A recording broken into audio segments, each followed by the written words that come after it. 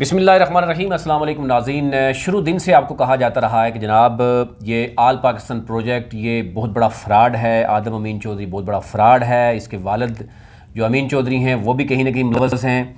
इसके साथ साथ आपको बताया कि सैफ रहमान नियाज़ी जो है ये बहुत बड़ा फ़्रॉड है। इससे पहले आपके सामने है लासानी वाला एक बहुत बड़ा फ़्रॉडिया भाग गया, और यूँ तकरीबन जो बताया जा रहा है 10 लाख से ज़ायद अभी तक अवाम पाकिस्तान से लूट चुकी है। और ये 4-5 बड़ी कंपनियां आपके सामने हैं जो कि पॉन्जी स्कीम यानी डबल शाह वाला काम करते हैं, पैसे की सर्कुलेशन होती है। यानी जो एवरेज एक आम बैंक मुनाफा देता है कि बैंक भागता तो नहीं है, इसलिए ये लोग क्या करते हैं कि 8% से लेके 24% तक प्रॉफिट देने की बात करते हैं। यानी अगर आप 1 करोड़ इनके पास जमा कराएंगे तो मंथली आपको 8 लाख से 24 लाख आपको देंगे, और फिर आप और मज़ीद लोग लेके आगे फंसाते हैं, और यूं आपकी अपनी ही रकम किस्तों में वापस मिल रही होती है, इतने में प्रोजेक्ट ख़त्म हो जाता है।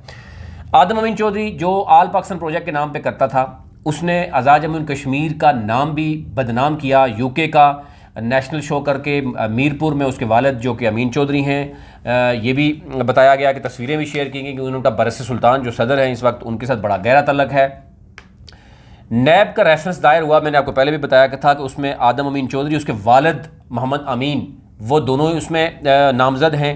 को फाउंडर अयूब बंगश आज उसकी गिरफ़्तारी हो चुकी है, और उसके बाद आदम अमीन चौधरी का जवादुल्ला जो यानी देख रहा था, फिर हसन पाशा है, ये वो सारे लोग हैं जो। लेकिन मैं आपको ये बता रहा था कि इसमें आदम अमीन चौधरी जो कि बहुत नेगेटिव चीज़ों को जो है वो इस्लाम को इस्तेमाल यूँ कर रहा है, जो बहुत ख़तरनाक है। वो हमेशा ये बात कर रहा है, आप उसकी वीडियो ज़रा देखें, पुरानी वीडियोज़ हमने भी की हैं, कि वो ये कहता था कि अल्लाह का नाम लेने के बाद वो कहता था कि जो पाकिस्तान है वो ला इलाहा इल्लल्लाह मुहम्मद रसूलुल्लाह पे बनाया गया है, और मेरी कंपनी के जनाब ये भी मौजूद है। और काम किस पे करता था? सूद पे। लोगों से पैसे लिए उनको जो है वो सूद पे आगे जो है वो काम करना। यूँ उसने अपने नाम पे, अपने भाइयों के नाम पे, अपने वालिद के नाम पे कुछ गाड़ियाँ रखी थी, तो यूँ उसके वालिद भी इस में नामजद है। और मीरपुर में कुछ लोग, गुज़श्ता वीडियो में मैं आपको बताया था, कुछ लोग मिलने जा रहे थे कि ये मोहम्मद अमीन साहब को भी जनाब उनसे पैसे लेंगे, और बरस सुल्तान से मिलना चाह रहे थे।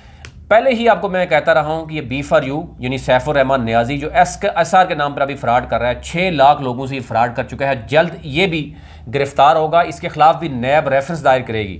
ये मैं आज भी आपको कह रहा हूँ, इससे पहले भी आपको कहता रहा हूँ। और अभी आपके सामने है आल पाकिस्तान प्रोजेक्ट। अप्रैल में आदम अमीन चौधरी गिरफ़्तार हुआ, उसके बाद आज फैसल अमीन बंगेश जो को फाउंडर है इसका, वो भी गिरफ़्तार होगा। इस्लामाबाद हाई कोर्ट से उसकी जो बेल थी उसको जो है ना वो खारिज हुई, और उसकी जो जितने भी उसके जवाब थे वो रिजेक्ट हो गए।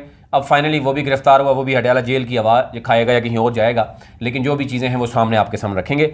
यूँ आल पाकिस्तान प्रोजेक्ट के नाम पर फ़्रॉड जो है वह यहाँ तमाम हो गया है, तमाम लोगों के साथ वो फ़्रॉड हो चुका है, वो माजी का किस्सा बन चुका है। इससे पहले जो लासानी के नाम पर वो एक फ़्रॉड करके वो मुल्क से बाहर भाग गया।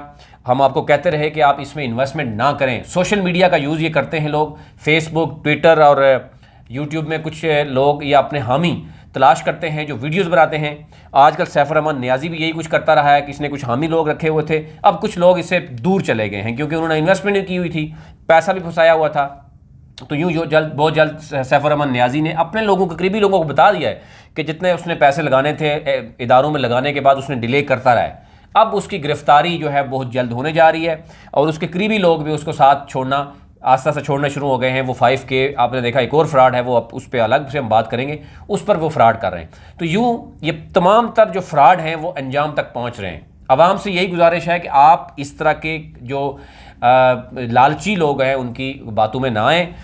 आदम अमीन चौधरी जो आपको कहता था कि मैं UK से आया हूँ और मैं आपकी किस्मत तब्दील करने आया हूँ, फिर उसने ना सिर्फ पाकिस्तान बल्कि कश्मीर का नाम भी बदनाम किया। और मीरपुर में इस वक्त मैं कहूँ कि शोक के हालात हैं कि अमीन जो उनके वालिद थे, आल्दो को उनका एक बड़ा नाम था, वो डॉक्टर थे, वो सियासतदान भी थे, लेकिन वो भी रेफरेंस उनके ख़िलाफ़ भी दायर हुआ है। उनका एक पॉलिटिकल कैरियर था, वो भी अपने साहबजादे ने उनके दाव पे लगा दिया है। अब कुछ लोग, मैंने बताया था कि बरस सुल्तान से मिलना चाह रहे थे, कि वो कह रहे थे कि उनके बड़े अमाउंट है, पैसा है, बहुत से कश्मीरी हैं जिनका पैसा है जो आदम अमीन चौधरी ने आल पाकिस्तान प्रोजेक्ट में लिया। और यूँ 1 अरब और 80 करोड़ की तो वो चीज़ें हैं जो अभी तक इसके ख़िलाफ़ चीज़ें सामने आई हैं। اور یہ بتایا جا رہا ہے کہ اس میں مزید بہت سی چیزیں ہیں، اور یہ آدم امین چودھری نے اپنے نام پہ، اپنی فیملی کے نام پہ پراپرٹی رکھی، کمپنی کے نام پہ کچھ بھی نہیں ہے، کمپنی فیک ہے۔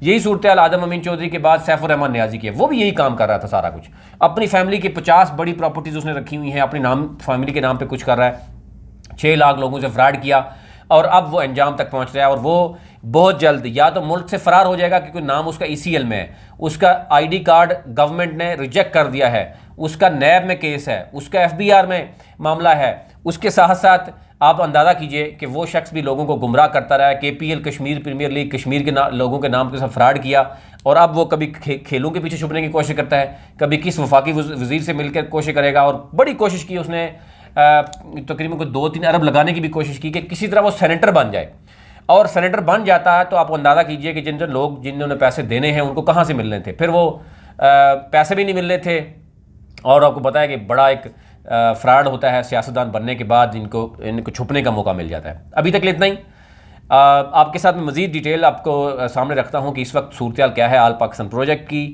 آدم امین چودھری کے، اس کی فیملی کی، جہاں سے کچھ چیزیں برآمد ہوئی ہیں، یہی سیف الرحمن نیازی کے اپنے قریبی لوگوں سے کیا تحفظات ہیں، اس نے جو سوسائٹیز اور لوگوں میں پیسہ انویسٹ کیا وہ پیسہ واپس کیوں نہیں مل رہا ہے اس کو، اور باقی لوگ جو ہے وہ ان کے جو ٹاپ لیڈرز سے وہ کیوں بھاگ رہے ہیں، یہ تمام تر صورتحال ابھی تک اتنا ہی۔